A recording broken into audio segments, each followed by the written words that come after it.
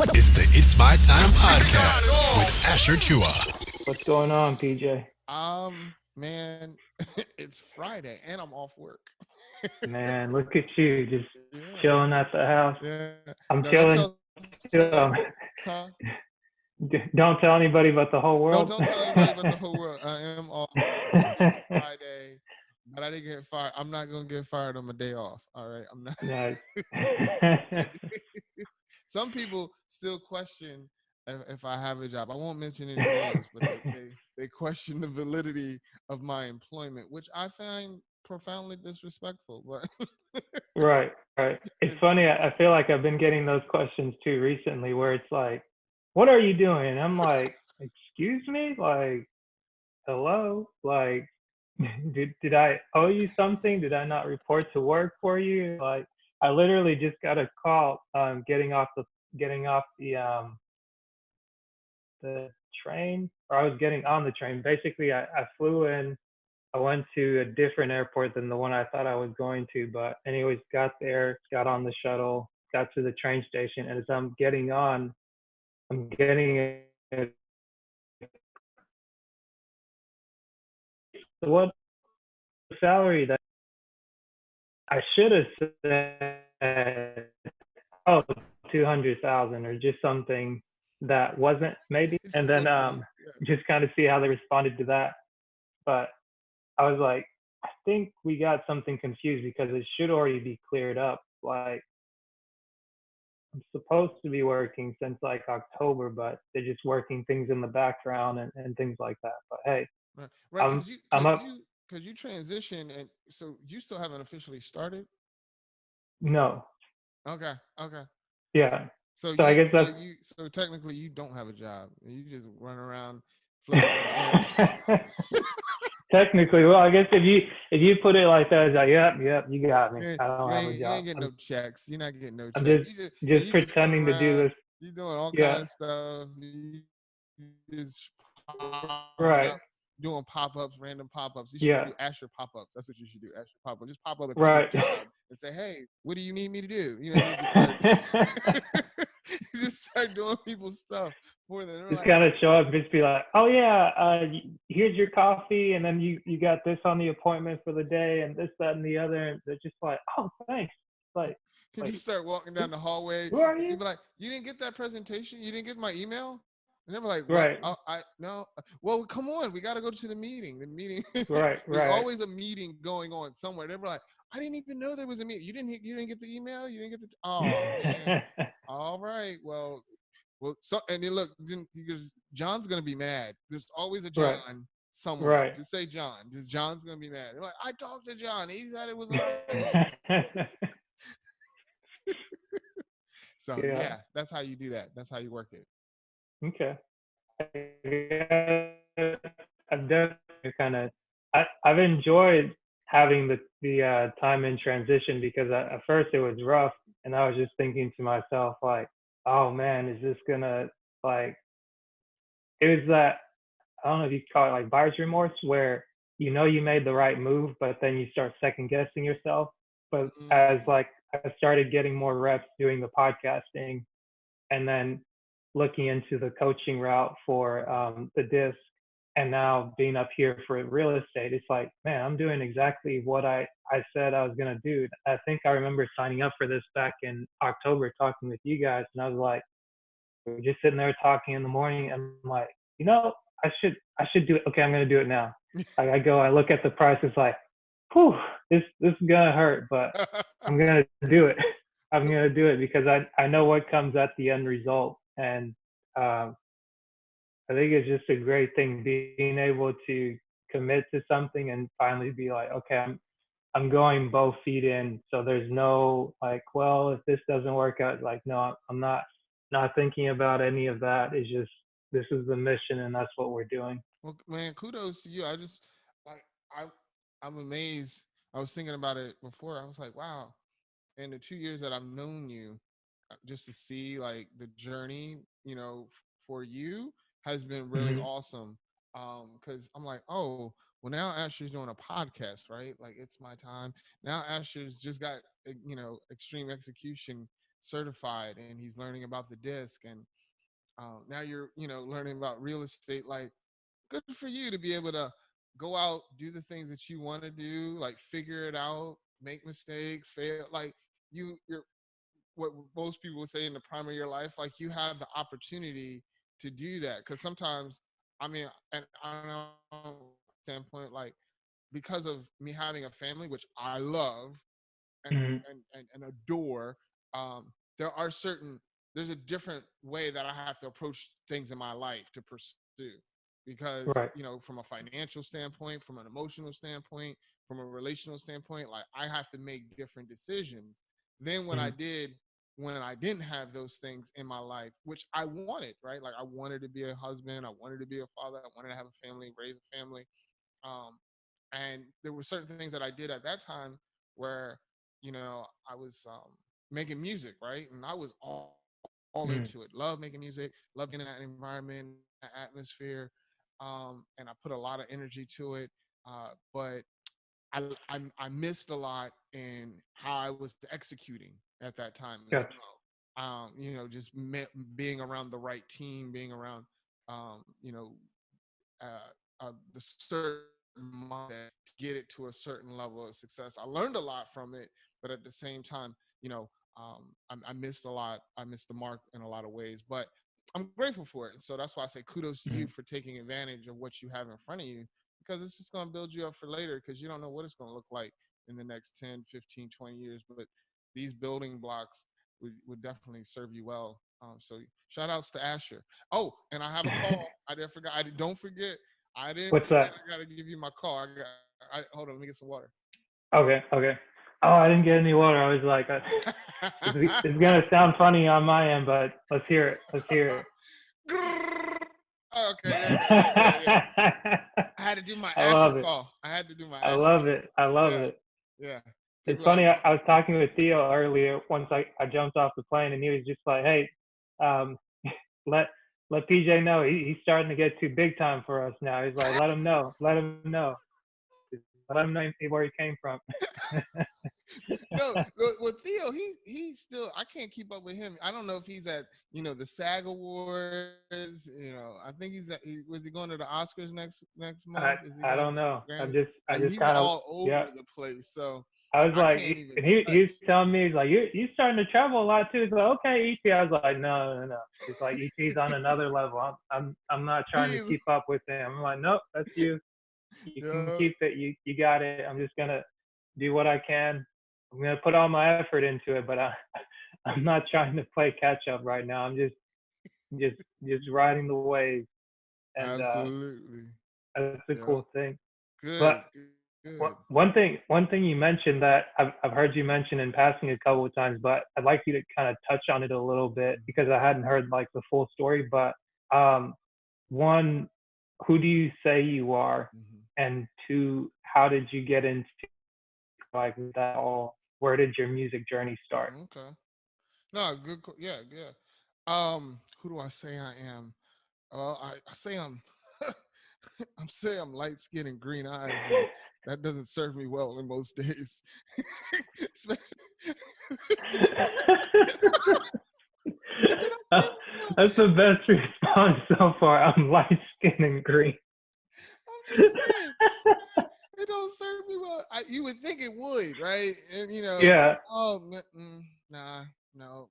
It's like I get, I get it. It just doesn't work that like that. Like in the like Hmm. on paper, it sounds really Yeah. good, right? But when you see it, you're like, but then it's PJ. I'm like, Hmm. what does that mean? Like, nah, nah. But for real, husband, great, Hmm. father, um, uh, Gladys is that's my wife, and I love her to teeth. Like, it's so much love and adoration there.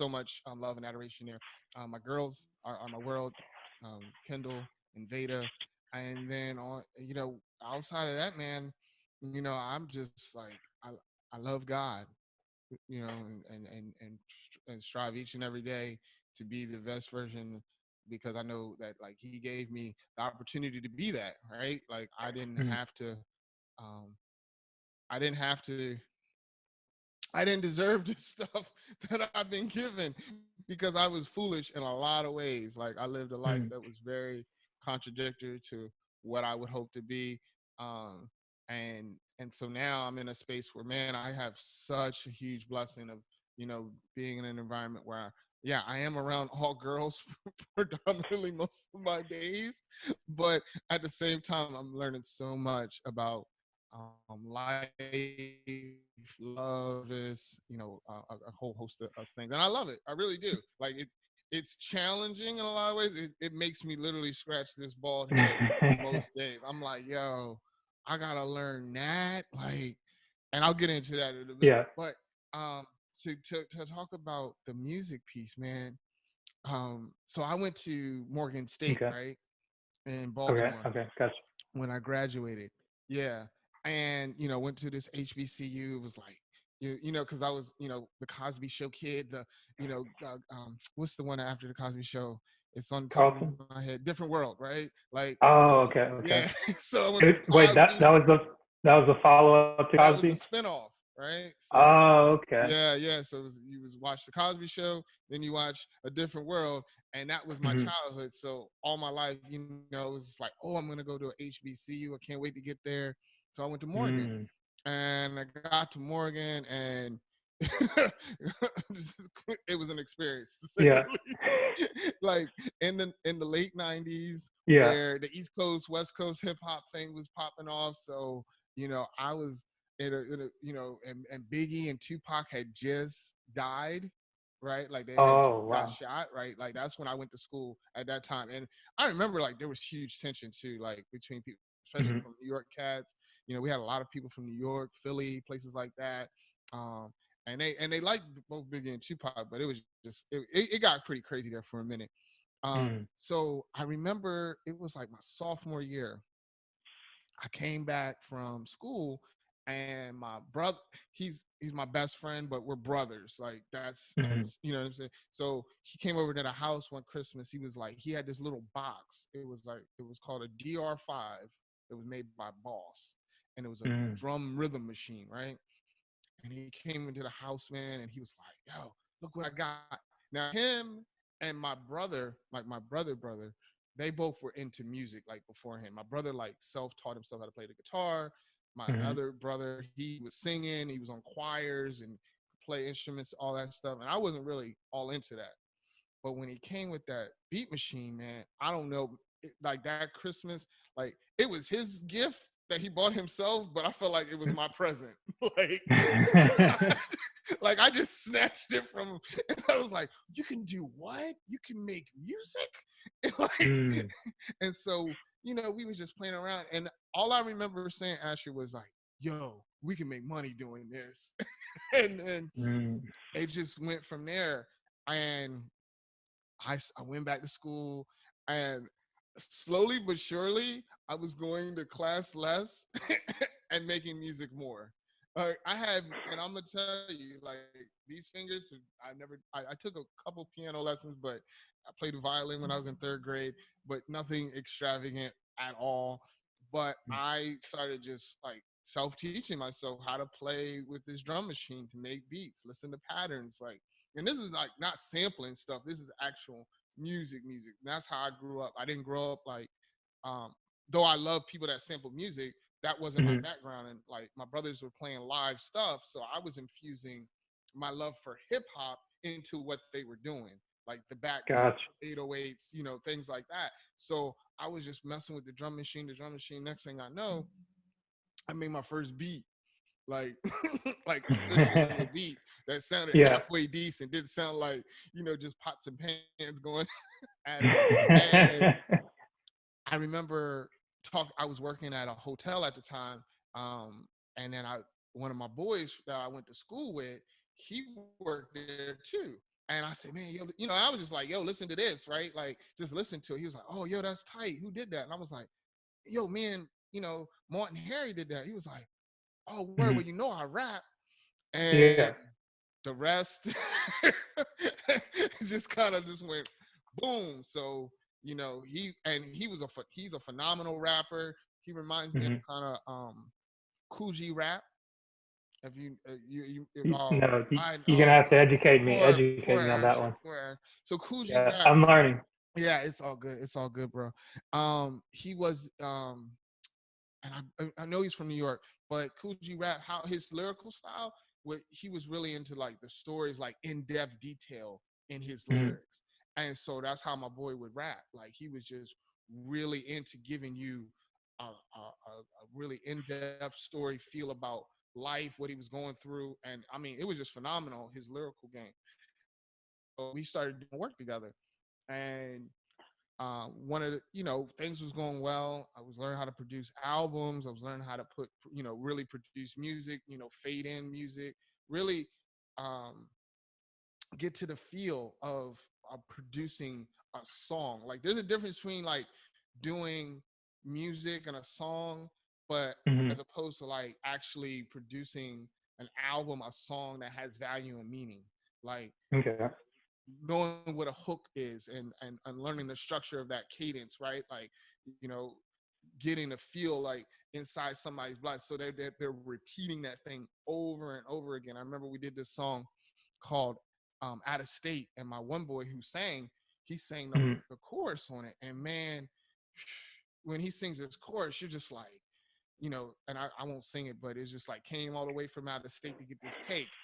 If you don't believe me, look at the license plate. A lot of weight.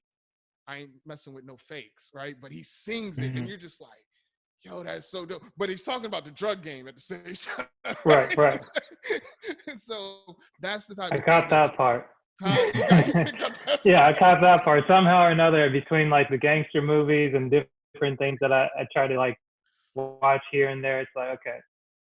Yeah, exactly. And so, man, we did that for years. And one like I was saying earlier, one of the parts that I really failed at was knowing how to execute it from the standpoint of actually making money, right? Like I Mm-hmm. remember when we finished the album and we ordered, we had we did the business, we had the album, we went out and got, the CDs, and we got like 2,000 CDs, right?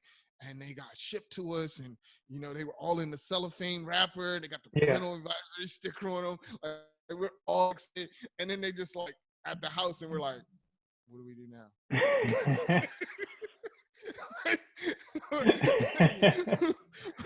Like I had no idea how to sell it. I had no idea how to push it. Like I was like, but going back to originally what I said, I was like, oh, we can Yeah. make money off of this. I Right. had no idea what that looked like. So you guys weren't like trying to go out down the street, pass them out, be like, "Hey man, listen to the CD." Like just try and like put it on somebody. Like, "Hey, you gotta listen to this." Well, and we did some of that. We Mm-hmm. did. And then and like with life, things kind of there was no clear vision, right? Mm, Like okay.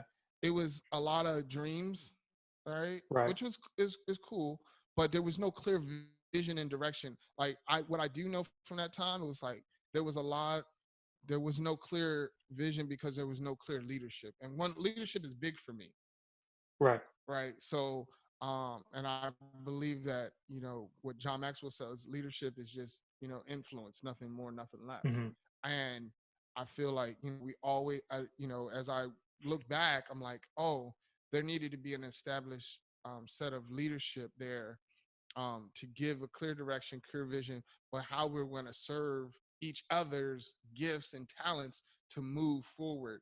Now, mind you, I'm very grateful that things didn't go that route Mm-hmm. because knowing what I know now, and that's pretty much why I got out of the game, so to speak, of the music business, is because of that. Because I did it for a second time to a larger extent where I was making money. I was doing, had my artists, we were doing shows, Mm-hmm. things were really productive.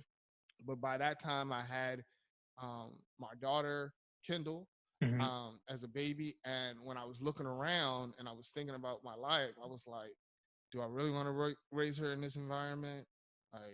Like for real, like, do I want her around drugs, sex, you know, you know, smoking weed all the time, getting drunk all the time? You know what I mean? Like just that kind of exposure. Did I Right. want that in her life consistently? Because that was the road that I was headed on. Like Gotcha. that was Okay. and it was a definite, and I knew at that time it would have been successful because we had the blueprint, we had the formula. I knew that, like, oh, if I continue on this path, we're going to get to a certain level of success, whatever that is. Right, right. And I was like, do I really want to do that? And I made a decision like, nope, I don't want to do that.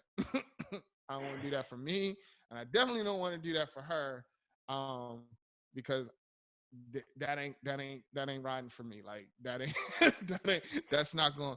At the end of the day, I'm not gonna get the Daddy of the Day award, like, or the Daddy of the Year Right. award. Like, for me, that was big, and I was like, no, that's Mhm. gonna set me up and set her up for some intense failure. So I was like, nah, I'm out, and that's, Yeah. and I'm so grateful that I did that. You know what I mean? Like I'm really grateful that I made that decision. I don't regret it. I love, remembering the things that I did at that time, but I'm Mhm. good. So I mean, like the whole thing with it, you got into the music with your brother, and just being able to make, like, I guess you said make beats, but also like make music, like you working to make the soundtrack and things like that, and then you have your brother or your best friend actually like rapping or singing the lyrics. So like that was your whole reason for like just going with the flow of music. Yeah. Oh man, I loved working with them. You know what I mean? Because like Mm. we grew up together. And Right. playing ball together, talking about girls. Like everything. I mean, playing Dungeons and Dragons together. Like, we did a lot of stuff together, Hmm. and I always wanted to continue that. I love like bonding with them, relating with them, Hmm.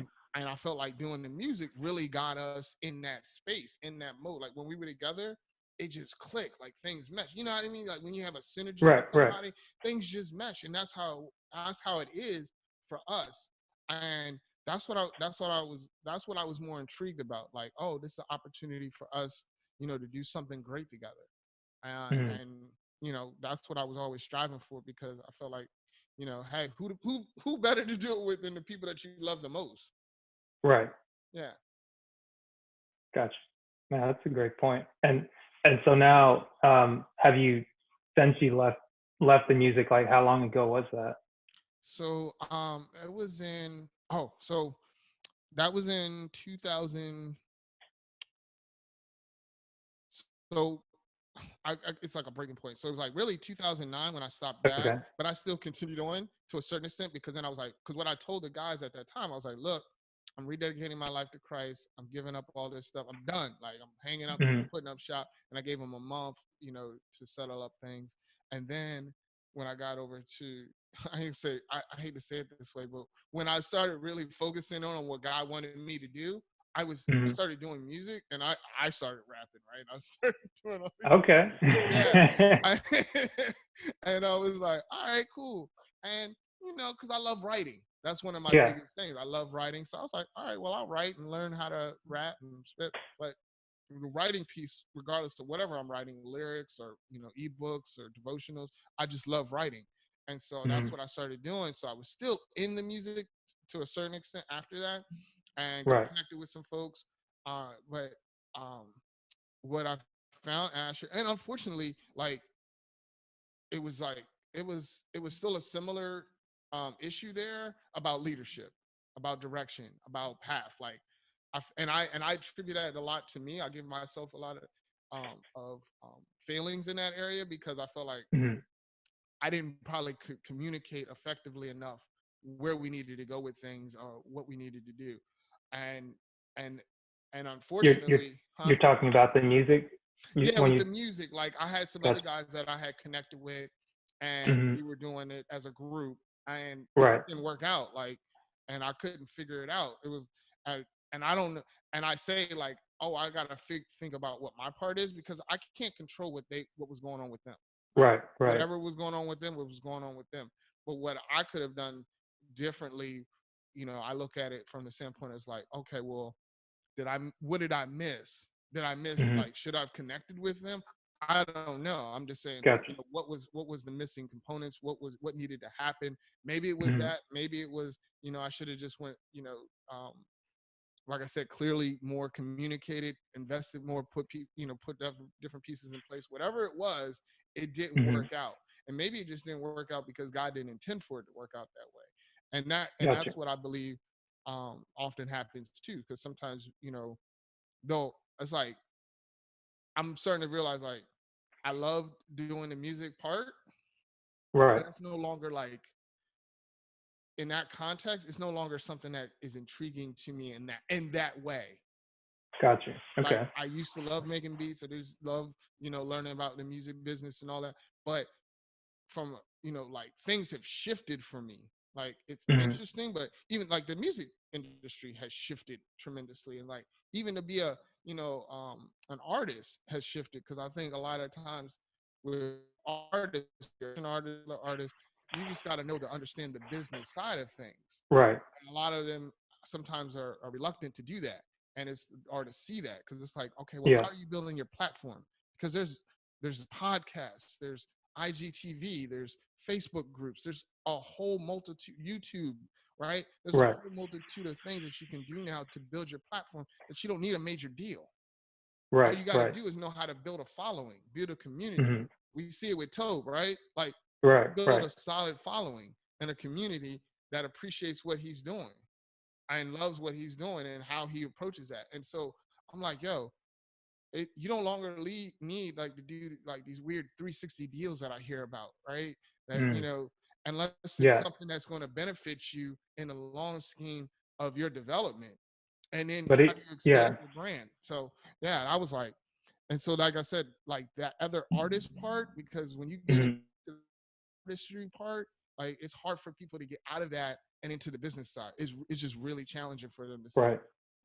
Because I mean, for the little bit that I know, it's like I've seen or heard of a lot of artists, like musical artists, um, they basically get the short end of the stick, where it's like it doesn't work out for them. And you mentioned like a 360 deal. I didn't know what that was until I listened to the Earn Your Leisure podcast guys, Mm-hmm. and they talk about um, basically things that are financial, but things that are relevant to like everyday topics when you have big swings in the market, or maybe someone that's popular, a celebrity, they do something or they put something out. It's like, okay, here's the financial aspect of it, because a lot of times people either don't want to talk about money out of fear, or just like, since money isn't talked about, because it's one of those things, like if you don't have it, like don't look at it, don't think about it, then it won't come to you, or it won't leave your pocket.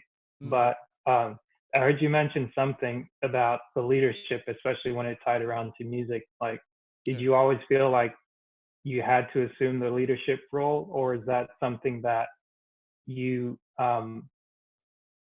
like whenever you think back on, like, okay, I didn't know what to do, like, why do you take on that sense of ownership as to like steering the music group was like your responsibility, and you don't make it like, oh, so and so didn't know what they were doing, or if only they would have gotten their act together. Yeah, well, what they used to call me, P Diddy, right? Like mildly, what I'm Mm. saying? Because PJ and P Diddy. But um, I took on that role because a lot of people looked to me as that person, right? They spoke that into Okay. me. It's like, PJ, man, you the one. You know that other side. Like I know the business side, I know the operational side, I know the logistical side. I'm a researcher. Like I will research stuff Mm. to the T. And then actually I remember one time I was learning about marketing, right? And Mm. I came up with this whole marketing strategy, right? And this is like before I even knew what marketing was. Like I was just like, how are we going to do this? And then I'm Googling things, and this is before like YouTube University became real popular. So I found this like musical business resource sites. And so I knew how to make presentations, PowerPoint presentations from work because of Mm. what I do at work, working in safety. And so a lot of times we got to do PowerPoint presentations on electrical safety, fall protection safety. Like I know how to make a PowerPoint presentation. So I said, you know what? I'm gonna make a PowerPoint presentation for my boys, right? so so Asher, How just did that imagine. go? So So imagine a PowerPoint presentation around blunts and 40s, right? Like that's Yeah. I'm like, hey guys, I'm gonna show you this 12-point step, PowerPoint presentation of how we gotta market and put the trajectories and the projected set. Man, they looked at me like, like, like okay, PJ. Man, if you don't put that away and Yeah, come over here. like, all right, just turn the music up. Like it was just but it was just like night and day, right? It was Mhm. like the upside down. And so that's why I say like the leadership for I didn't know how to communicate that message. I didn't know how to bridge the gap between those two worlds Mhm. for them to see like, yo, what you are saying is hot. Mhm. Now we got to get you to the market where people can pay you for what you're saying is hot. Like they're resonating with it to the point that they want to give you something in exchange for that talent because you're putting Right. on a lot of work. Like, and with your work, you should expect a certain return. If you're putting in work, like really good Right. work, if you're Right. executing at a high level. And that's what I felt that a lot of those, well, some of those dudes, some, a lot, whatever. There was some dudes that was like, just there for whatever, right? That's what I Yeah. meant by that. They're just like, I just want to be with the hype. Like it's a studio in somebody's house. I can just come there, chill, bring my girl and be like, yeah, I'm going to the studio. No, you're going to Right. PJ's house. That's what you're doing. Like, that's all you're doing. Like, and I Hey, but built a studio in a room, it's P and Diddy's house. yeah, but that's what you're doing. You're going to a dude that works, still 8 hours a day, who stays Mhm. up until 12, 1, 2. I mean, sometimes I would stay up till 4 in the morning recording something. You know what I Mhm. mean? Like trying to get things together, trying to figure out like that's what you're doing. That's what you're coming into that environment. And so there was a certain level of expectation that I didn't even project to people about what the quality, like I did to a certain point, but I didn't fully. And Mhm. so that's like when I go back to the whole conversation about leadership, it was like there were certain parts, I believe, like now looking back on it, in a lot of ways, that just wasn't. There's two types of mindsets, right? We know there's a Mhm. growth mindset, and then there's like a lack mindset. And I feel like in a lot of ways, like a lot of those situations was just in a lack mindset. Not everybody was, but I think for the majority of that, it was just a lack mindset. It was just a thinking like, yo, we're not going to ever, though they want to get it, they're not Yeah. executing at a point that they want to get it.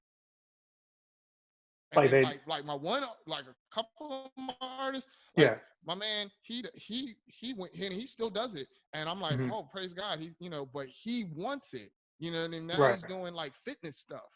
But and he's changed like his whole body, and because he wants it. So it was like no matter if it was rap or no matter if it was fitness, like he was a go-getter. He was somebody who could execute at a high level. And that's, you Gotcha. know what I mean? Right. Like, but that was somebody who took in whatever I was saying to him from the perspective, oh, PJ's giving me some good stuff to Right. as a value to him. That makes sense. So Yeah. it's like you're maybe able to help the ones that are receptive, and then the other ones you're like, man, I wish I would have been. I was in a position to do better, or it's like that I could have done something different. Honestly, sometimes Asha and I can say this, I just wish I would have been more selective. Of I was the just like, people you put in your group. yeah. I just wish I would have Okay. been more selective. And I was just again another part of my whole leadership. I was doing them a disservice and me a disservice by not speaking up and saying that. Saying like, hey, it would probably be best if we not go this path. You know, Right. Right. and it's you got to be honest about those things because not everybody's supposed to be on your team specifically. And there's nothing against that person. It's like no, Right. put them in the environment where they're going to thrive in Mhm. because that's for them. And if it's somebody that's just not clearly working out, I mean, I know, you know, in a work situation, you've been in a work situation, you're like, yo, this person is not supposed to be in that position at Right. all. Like Right. it just don't work. And the bosses is like, yeah, I know, but we need Steve, you know. Yeah. Yeah, Right, it right. ain't working. Like, it ain't it. Yeah, You ain't got it. And then but you're in that position. So I serve them, mentoring them, leading them, and giving them a structure and a strategy to get into the position where they can thrive in. And those are some of the things I just learned from a leadership standpoint, um, that that I often failed at that point. And now I'm yes. like, oh, I want to do those things differently now, with the Mhm. people that I'm around and who I can influence and impact, who see value in, what I'm bringing to them. Because at the end of the day, I just want to help someone who wants to grow and be. That's the Right. core of what it is. Would you say you kind of dwelled on that point a little bit too long, kind of saying like I should have or I could have, like that kind of regret of not being able to do what you would have wanted to in an ideal situation? Mm. You know what? You brought up a good point, Asher, because for the last 2 years, we worked again field trip, I would say, and that did come up a lot. I felt because whenever somebody's in leadership, if they care about leadership, they do reflect on you know things, and sometimes it can be to a detriment, right? Like it can be Mm. too invested into it, like thinking, and I know for me, um, and what I would tend to do is Right. take on the blame and have these pity parties because I didn't have a strong sense of value of who I was, right? Mhm. Like so, and that kind of goes into like my deeper story about me being abused as a child. Okay. Like I endured this, abuse, and that left me in a lot of ways kind of like searching, like not being able to figure out like who I am I worth something, am I having value? So I would use my love language of service, right, Mhm. to try to infuse myself in situations to feel that worth and that value.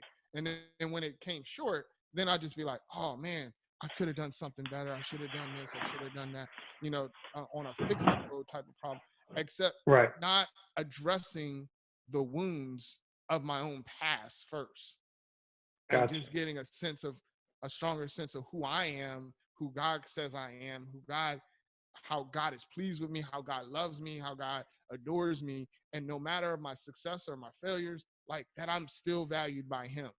And that's Right. what I got clear on over these last 2 years. And that's why I was like, you know what? I'm going to just give myself the permission to be healed, like, Mhm. and go through that process of healing.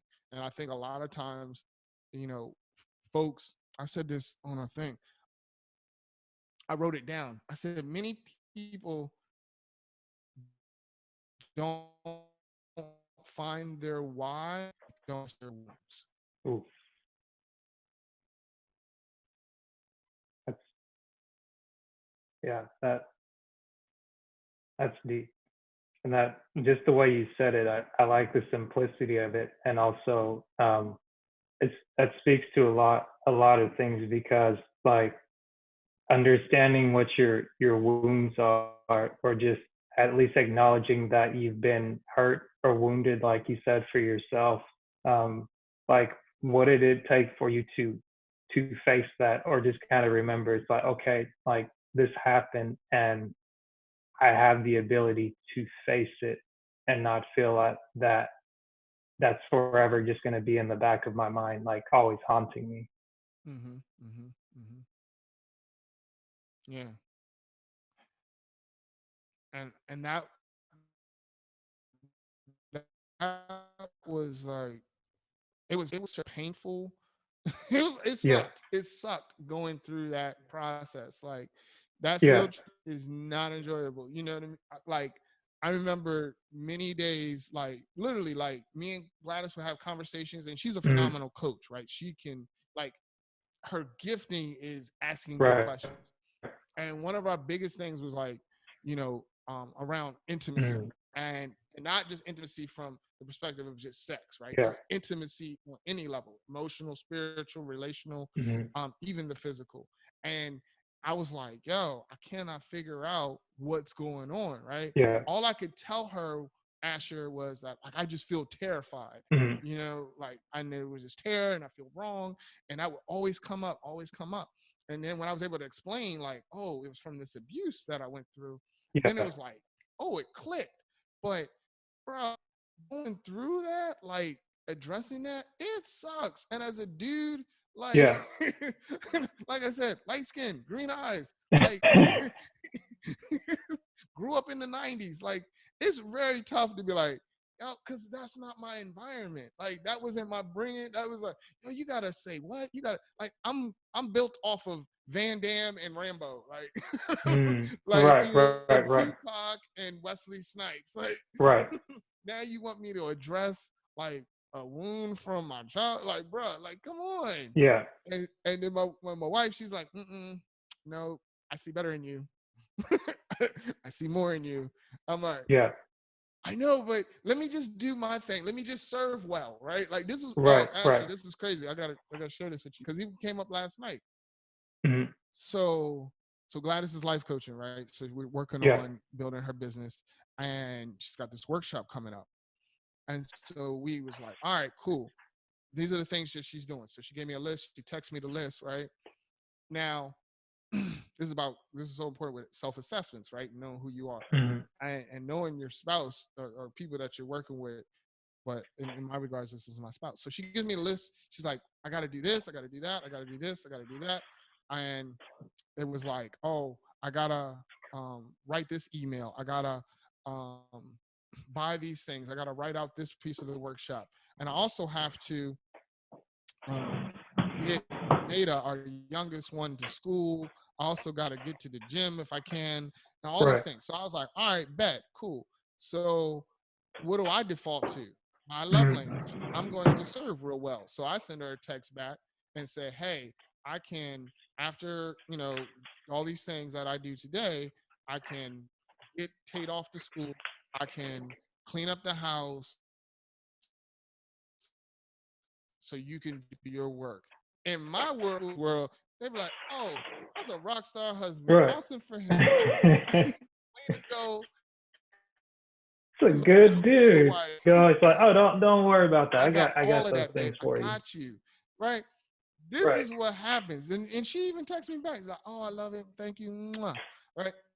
I get home, Asher. This is what she says. Well, that speaks to your love language, PJ.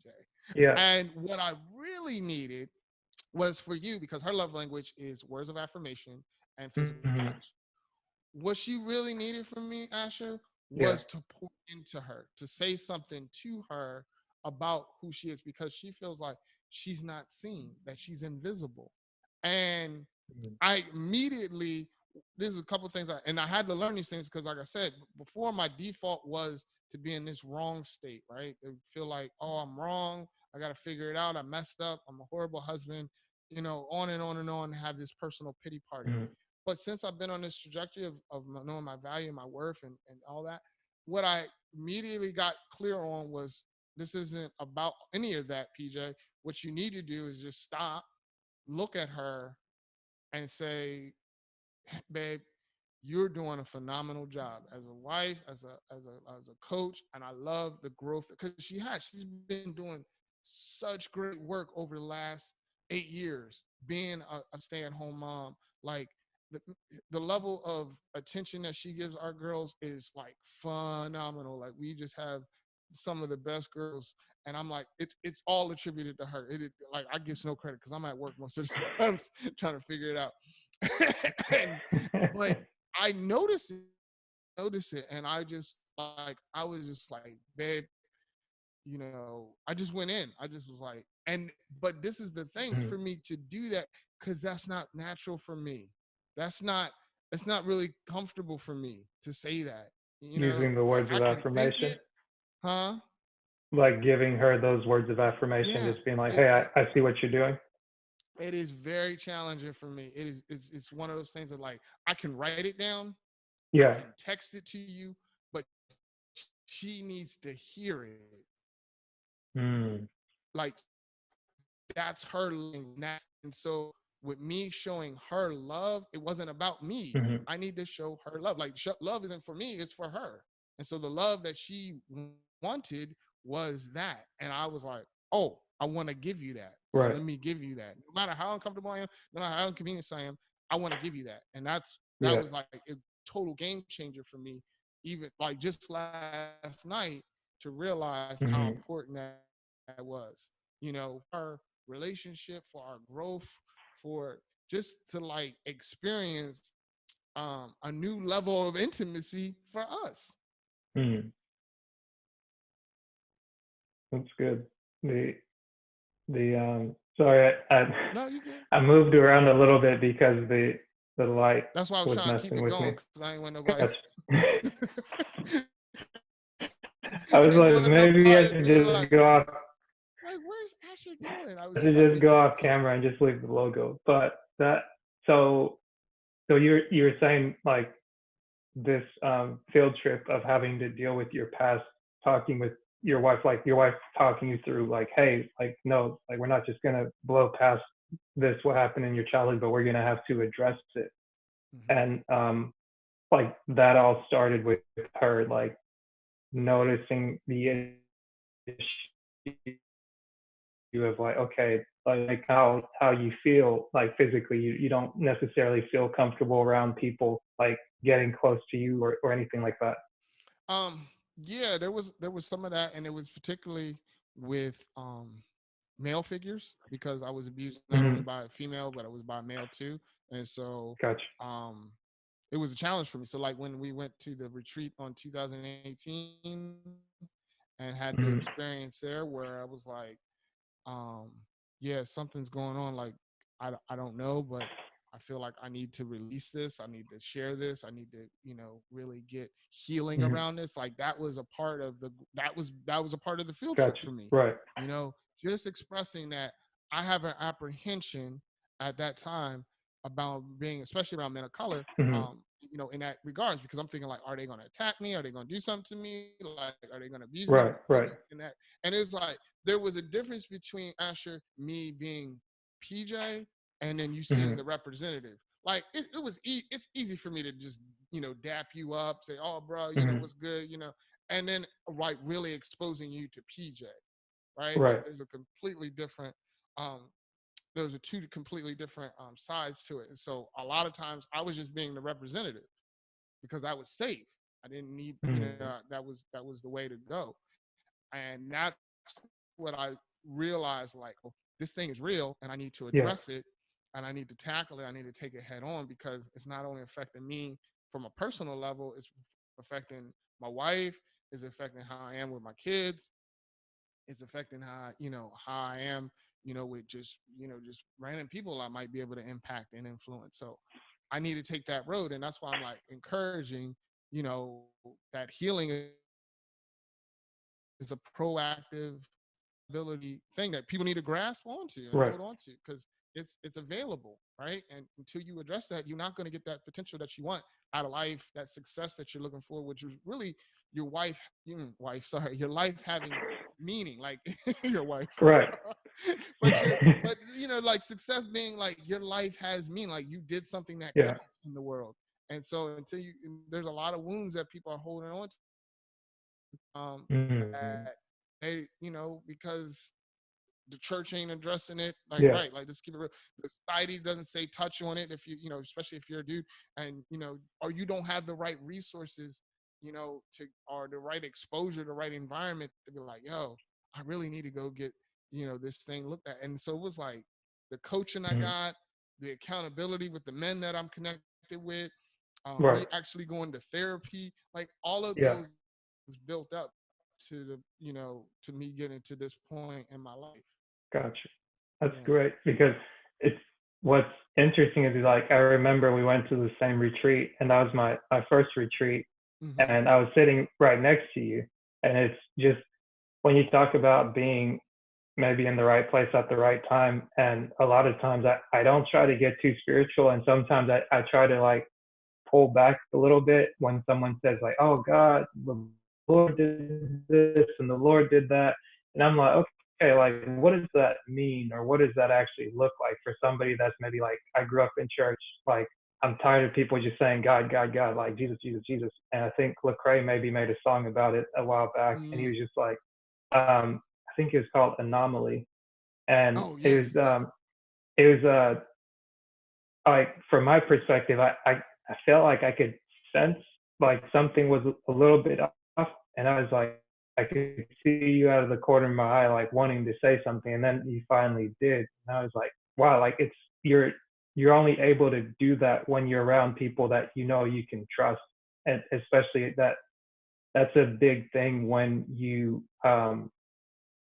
grew up in a situation where you're like, okay, maybe I thought I could trust these people, and then they did me wrong, Mm. and now you not only went through like the process of like having the conversation with your wife, opening up to a group of men that you felt you could be accountable to and just transparent to where you're just like, hey, here's what happened, here's how I feel about it, and then like going through therapy and not just being like, okay, I talked about it and that's good, but like committing to therapy, going to it, and like having a breakthrough through that to where now you're writing a book or you put out an Yeah. ebook that says like, hey, I had to give myself permission to heal from my wounds, Mm. and now like here's how you can give yourself permission to heal from that. And I was just like that journey. I think that it's a beautiful thing, and it's great how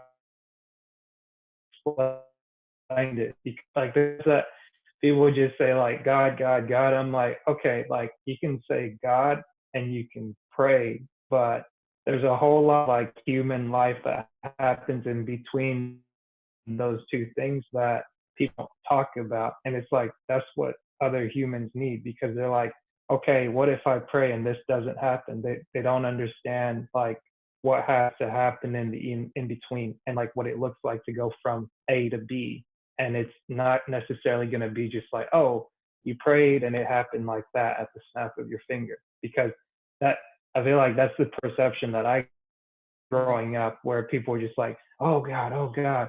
And now when I see the same people that like when I was younger, they appeared like they had it all together, but simply for the fact that they didn't took what they knew and applied it or like grew with it. They kind of just kept doing religion. And not to say there's anything wrong with them, but it's just like it's sad to see when you have um, people that kind of get caught up on what they're doing and Mm. they just keep doing it, but they can't see that, okay, this isn't working, or they don't have somebody like your wife to really challenge and say like, okay, yeah, I'm not going to let you just skirt by with like a halfway excuse to just be like, oh yeah, yeah, you're fine, you say you're fine, like Right. I'm Right. not, I don't need to go dig deep to where like you could fire back and like just get angry, but that really loves you and respects you and you respect them back, to be like, okay, like i'm gonna I'm gonna trust this person, and just to go through that process, I think that's really big that you touched on that.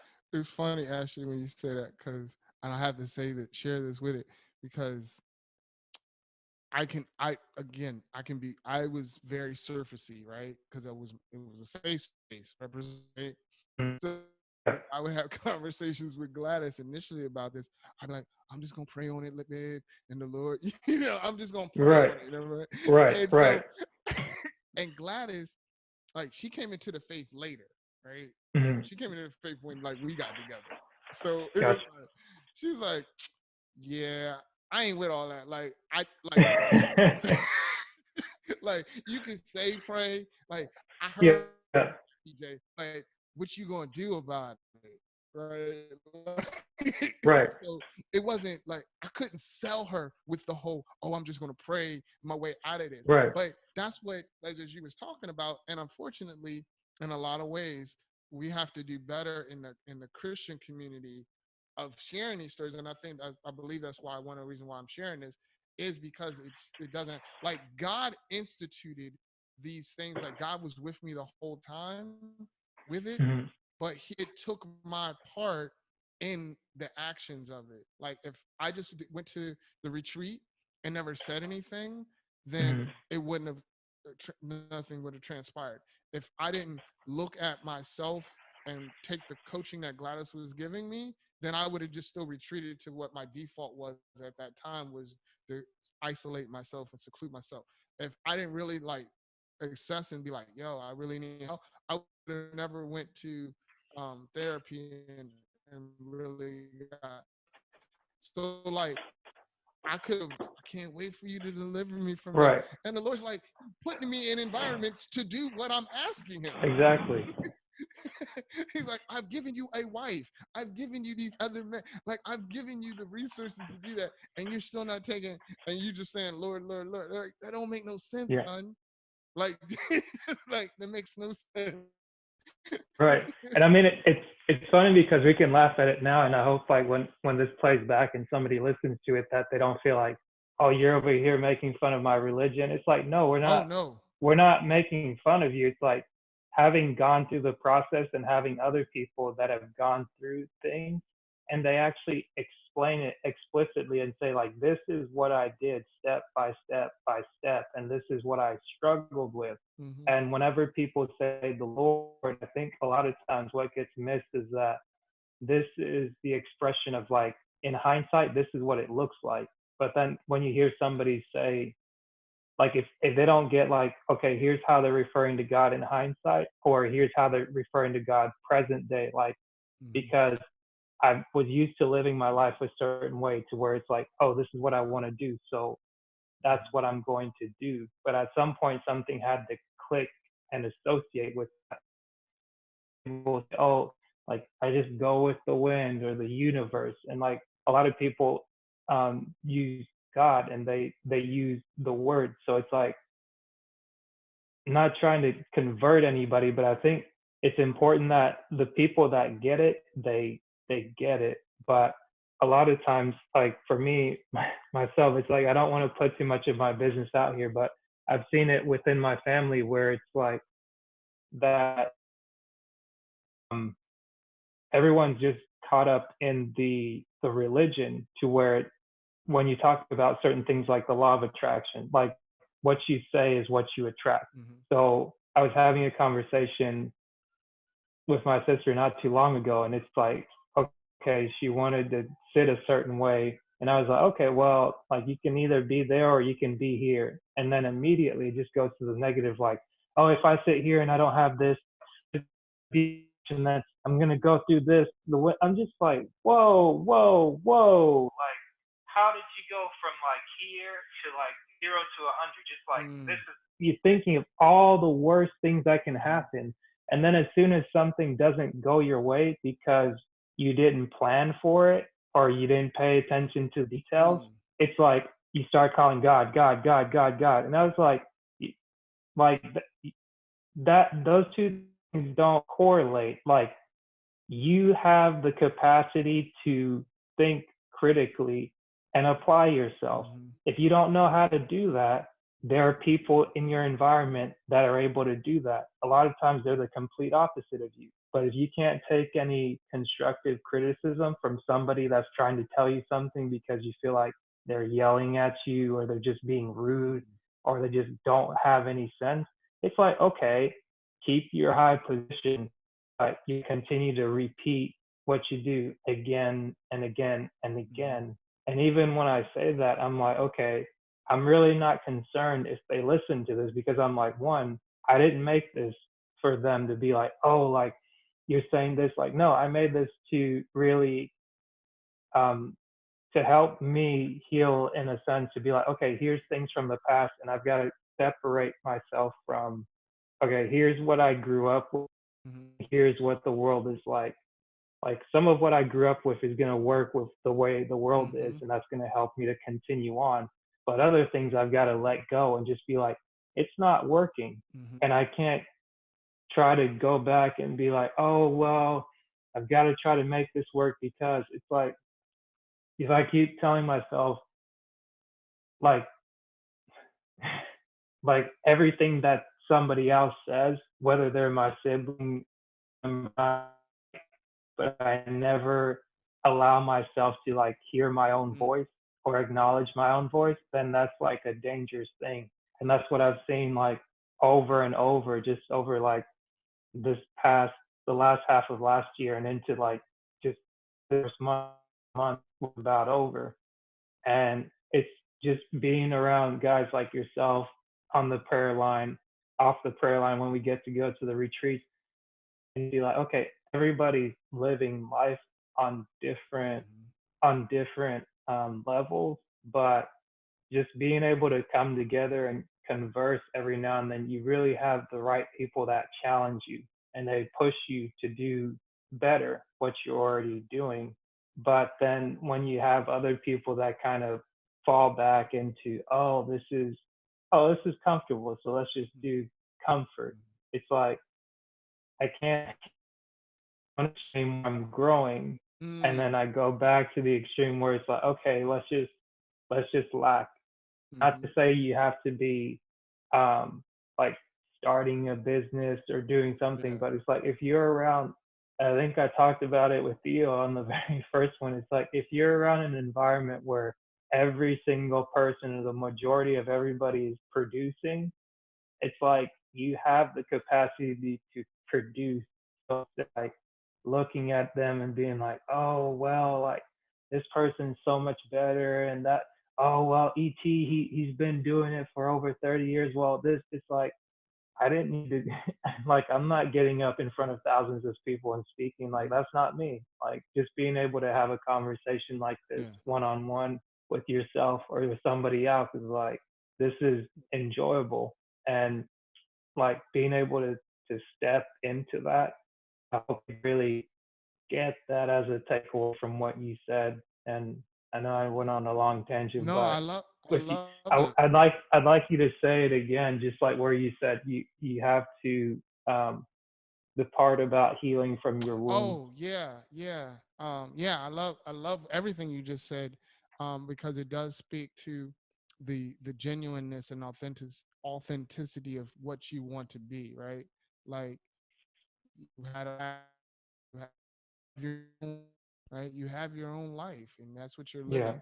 And to go to what you were talking about is that you what I just got clear on is what Mm-hmm. I was just with that quote that I wrote down says is that you are many people don't um oh people don't pursue their why.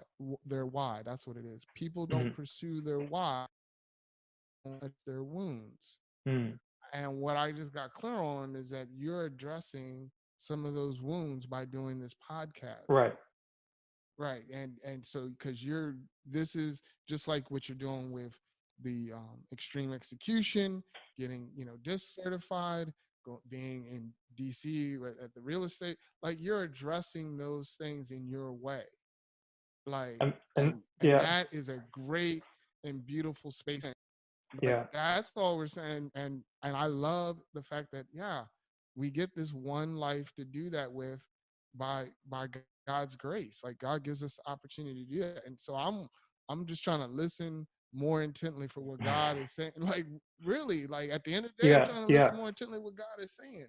So if Right. if if I can do that better each and every day, then I think that I'm on the right path. And knowing that, like, yo, there are going to be times where I'm just mess it up, and I do have to laugh at myself sometimes about the things that growing up that I experienced. I'm like, yo, that's just how I deal with it. Some people, like Right. before I could get into this whole state of like, oh, again, feeling wrong, feeling bad about it. Mm-hmm. I'm not dismissing that. I love where I grew up, how I grew up in the faith to this point. But then now Mm-hmm. it's like, oh, now I need to take it even further. I have to go into the deep even further with God. And so Mm-hmm. that's how I um, associate with it. You know what I mean? That's how I resonate with it. And I'm not Right. dismissing it. It's not, trust me, going through what went through, I have to laugh because sometimes, it was just like at the retreat, it wasn't pretty. Yeah. Getting the level of going through a cycle of a conflict with your wife for 7 Mm-hmm. years, 7 Mm-hmm. is not good. It was Consistent. all around that Like we that went through this cycle of this conversation for 7 years. wow. Like we were just struggling, and it was tough, and it hurt, and it sucked. I mean, it got to almost to a point one time, Asher, where she was just like, and like I said, Gladys loves Mhm. me, but it got to a point where she was even so frustrated, like, yeah, I don't believe you. You know what I mean? Like, I don't believe in a word you're saying out your mouth.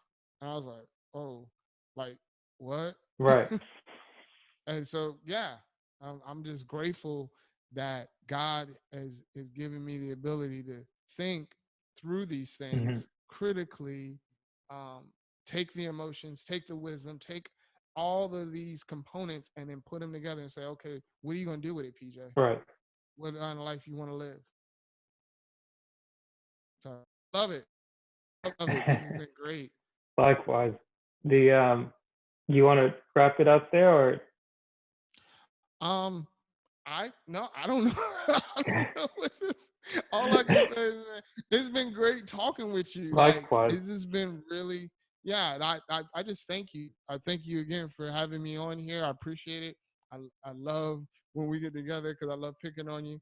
I hope I didn't do that too much this time, but No, I appreciate it. Like, it took me a while to understand that the reason people may pick at you sometimes is because they actually care oh, I about love you. you, Asher. Because sometimes, like, I remember in middle school and high school, it just felt weird being like a foreigner and like, okay, I learned the language, and even learning the language is just it was a little tough, but like once I got it, I was like, okay, like these words make sense. Like some still don't, like kernel and bologna, whatever you want to call it or spell it, sure, we'll go with it. But um, the like kind of for me, like being around you and other guys from the prayer line has been outside of college has been like one of the better experiences as like interacting with black people as it relates to like, okay, here are people that like love you, because a lot of people they see quote unquote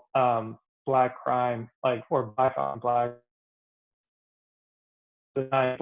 about like black people killing black people. And I know this may have made like a drastic U-turn, but I'll try to reel it back in. But the thing that I kind of look back on reflecting now, it's like, okay, people, maybe kids didn't know better, but there's like this sense where um, people, you just kind of have to put you through the ringer where it's like, kind of violent thing where like nobody's necessarily putting hands on you, but just like the words people say Mm-hmm. to you, especially when you're thinking, oh, I'm just coming and I'm just gonna, oh, I see somebody that looks like me. Because where I come from, I forgot because I hadn't been there in over 18 years, but for the first time when I went, it's like, oh, if you go to any part of Africa, it's like black people are the Mm. majority. So everybody you just like, oh man, you're cool. Like you have some people that act up and people love on each other. They struggle together. They work together and whatnot. But then you come to a new country, and then everybody's just like, oh, you're not black enough because you maybe don't know the culture, or you don't talk the way that I talk. You don't understand this. And I'm like, well, first of all, I just got here, so I don't even know what we're talking about. Like, I walked into class late, guys. I'm sorry. It's the first 20 minutes, but just like trying to figure things out. But being around people that are more mature Mm-hmm. has been a better thing, because it's like we can joke, we can clown, and it's like, okay, now I know it's coming from a genuine place. And then when people acknowledge that, oh, there's certain things you don't know, they're like, oh, that's okay. Like, here, go watch this movie, Right, or right, right. pick this stuff up, and now you're in the surf. But other people that I feel like are just hurt internally, and they can't really understand that why. It's like they'll be in the music business, kind of just they'll be happy to do the music, but because they didn't take the time, or nobody taught them like, oh, if you get in and you do a 360 deal, like basically you're signing your life Yeah. away, and everything you'll ever do, like somebody's basically going to own you, as to where it was sold to you as, oh, I want to be like that, but because no one ever taught you or educated you on what's what, like now you're going into a path where they're basically going to snatch your soul. And maybe I didn't tie this back as well as I thought. How I'm But going to tie it back together, Asher, before we go, is we need to have yeah. a discussion about light on black crime. That's what we light Mm. skin on black crime. It's a terrible, and I want to be an advocate. You know what I'm saying? Light on black crime. I love it. Yeah. This is real out here. Being light skinned is rough. Well, yeah, I do see what you're saying, but I like the way that you put it, because I mean that's another thing that you find it in many cultures, whether it's even black or like Hispanic culture, or even the lighter skin gets favored, or people that have a certain hair. It's like, yeah, like you get preference over the other people, but surprisingly, my credit score, it sucks. It's not supposed to be like that. You're messing up the system.